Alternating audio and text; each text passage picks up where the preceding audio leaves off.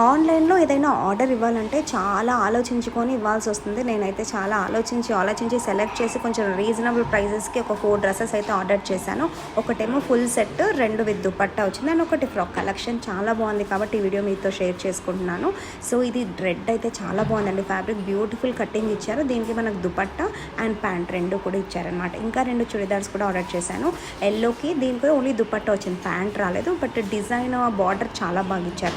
నాకు ఇవన్నిట్లో నచ్చింది మాత్రం పర్పుల్ కలర్. క్లాత్ ఎంత బాగుందో, ఇలా హాయిగా ఉంది. ఇలా వేసుకుని మనం సమ్మర్లో ఎంతసేపైనా తిరగచ్చు. సో టెంపుల్కి వెళ్ళాలనుకున్నప్పుడు కొంచెం ప్రాపర్గా ఉండాలని చెప్పి ఇలాంటిది నేను ఆర్డర్ చేశాను.